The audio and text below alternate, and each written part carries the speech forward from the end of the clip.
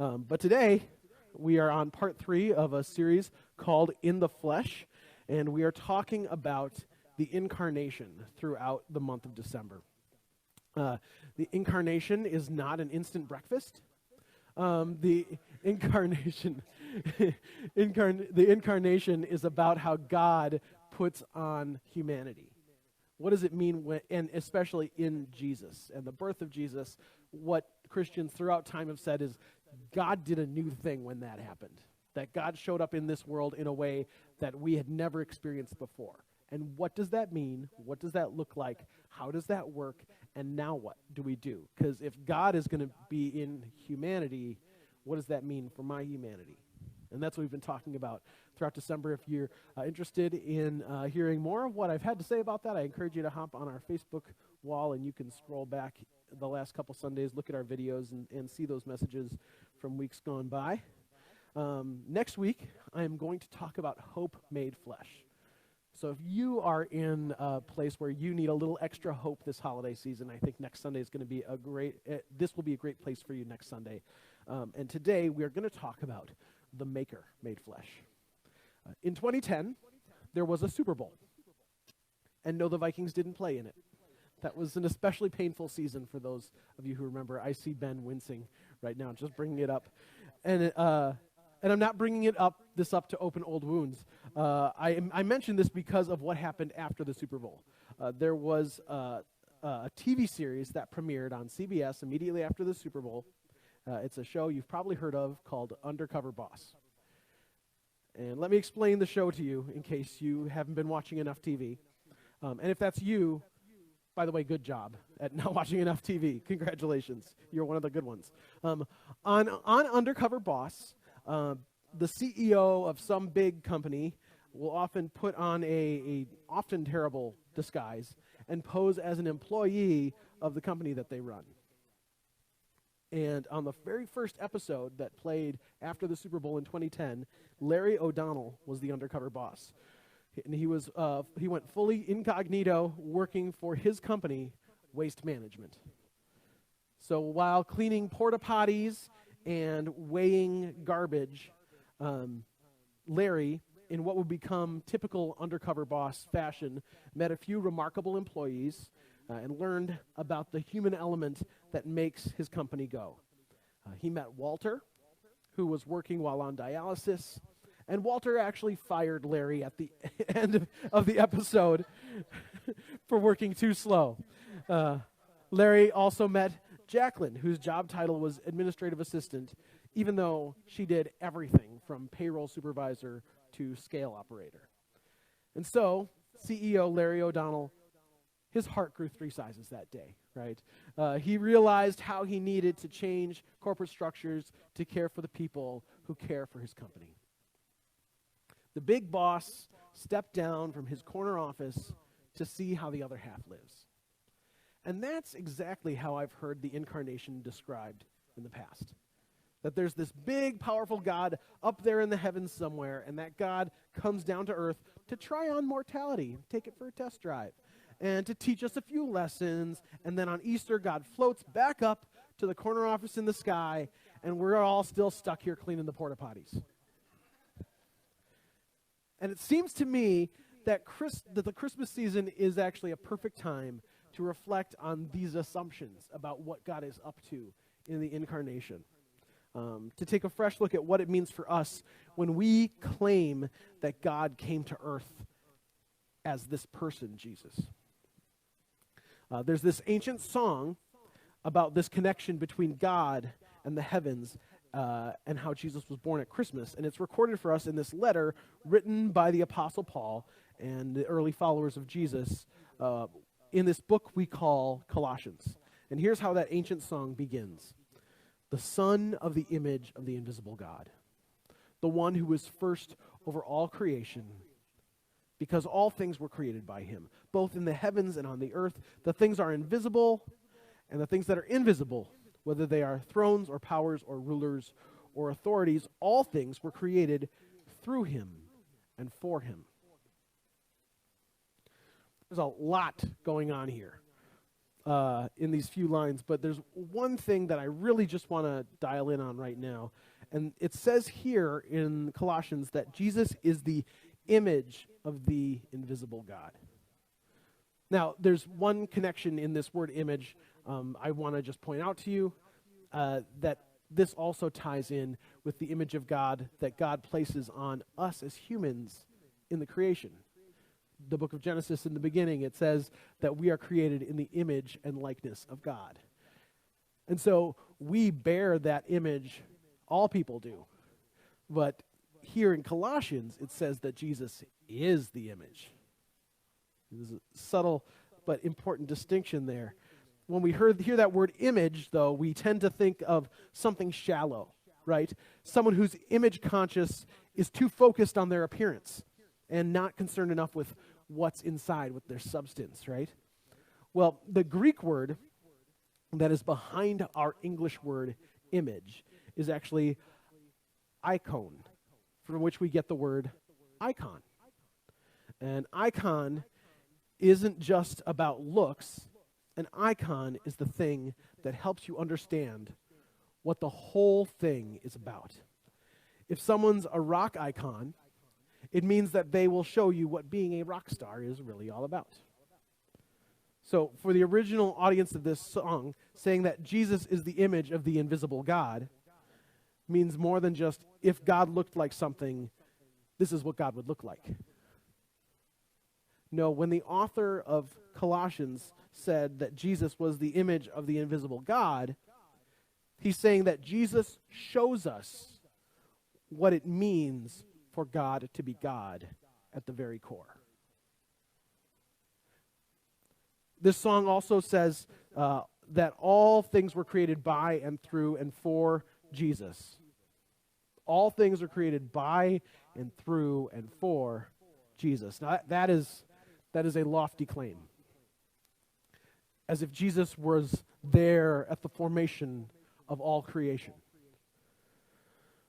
But that seems to be what the Bible is actually saying here, and in other places as well.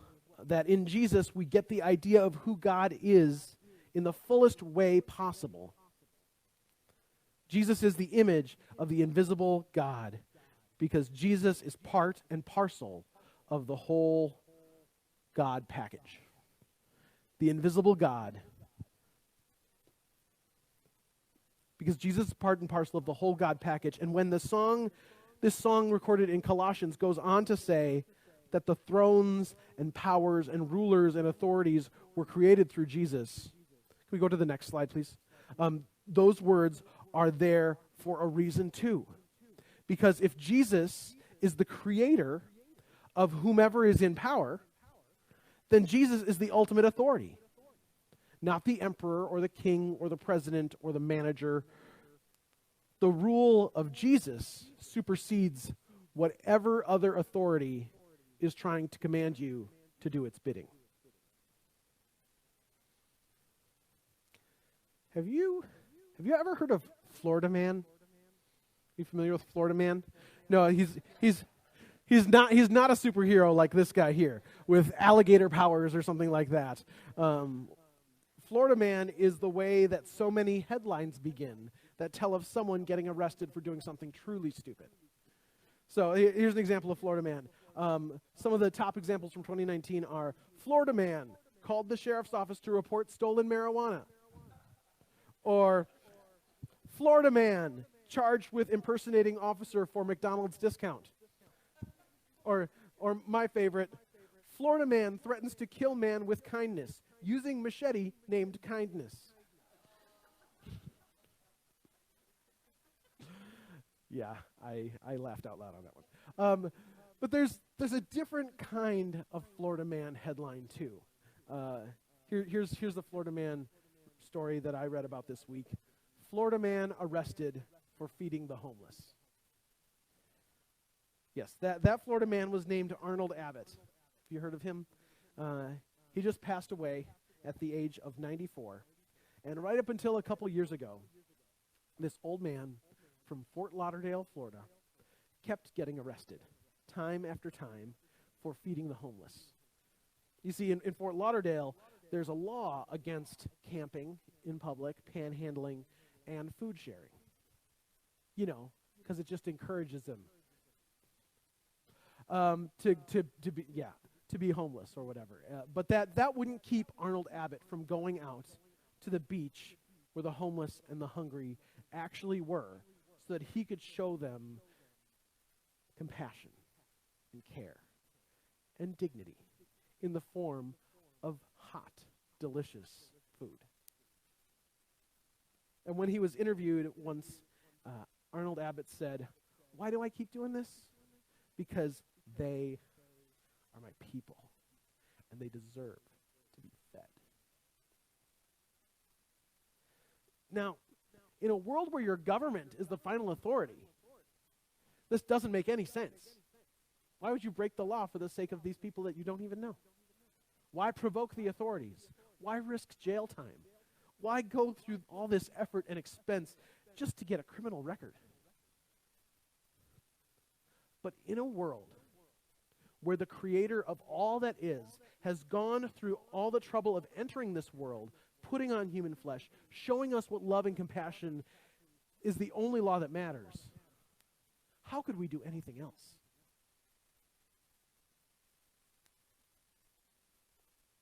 That's the thing that truly defies my understanding at this time of year. We live in a world, in a country, in a town full of Christians who believe in the very same Jesus that we're talking about today, the very same God made flesh dwelling among us, the very same God who will leave the auspices of heaven and dwell in humble humanity.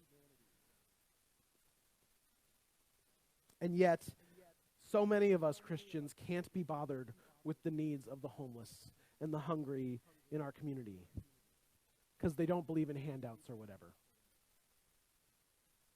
But don't you see? When we show kindness and generosity, when our hearts burst out of our chests to care for the people around us, it's never about handouts. It's not about getting something for nothing. When we care for those in need, when we listen to people who are hurting, when we offer our lives genuinely, face to face, to the people around us, whatever selfless act of compassion that we can show, we are doing for others the very same thing that Jesus did for us. When God comes to earth to be with us, God is reflecting the very nature of the world that God created. That you can't get anything out of life if you don't sacrifice. In the words of Jesus, I tell you for certain that a grain of wheat that falls on the ground will never be more than one grain unless it dies. But if it dies, it will produce lots of wheat. And it's in coming down and being planted on earth that Jesus bears this whole crop of the Jesus movement that is supposed to be about bursting out into this world with compassion and unconditional love. Life flows out of sacrifice. Hope springs to life when we give of ourselves. And dying is just life in a different way. And that's why the incarnation matters so much. That's why God made flesh dwelling among us is something that's still worth talking about. Because we're still living this life, wondering what it's all about. We're still wondering if any of this matters. And we're still wondering, what can I do that's meaningful with my short time here on this earth? And so many people walk through life saying, if only God gave me a sign. If only God left us with instructions. If only I knew what to do with my life. And the reality of it all is this. God, the Creator, the maker of all that is, has already shown up for us. Plain as day, in this person named Jesus. And that same God shows up within us whenever we reflect that love of Jesus in our own lives. The maker of the universe doesn't stay hidden away in some dark corner of the universe. God is not our undercover boss. God is not our undercover boss who slides in for a moment and then disappears. God is right here in the flesh, seated next to you and in front of you and behind you, in the lives of your neighbors and your friends and your enemies. We are to be love made flesh. We are to be love incarnate. And so when we drive down our streets and see the lawn ornaments, and some guys got the manger scene sitting out there, and you look at baby Jesus and how sweet and precious, and maybe he's inflatable this time, I don't know. Don't leave that story as something that happened in the ancient past. Like the song, O Little Town of Bethlehem says, let's invite that same God who was born in Bethlehem 2,000 years ago to be born in us today. Not in some squishy spiritual version. That's important, right? To have faith, to believe in what God is up to in the world, but then to translate it into compassion for those in need. We are love incarnate. Let's prove it. Let's prove it, church. Amen.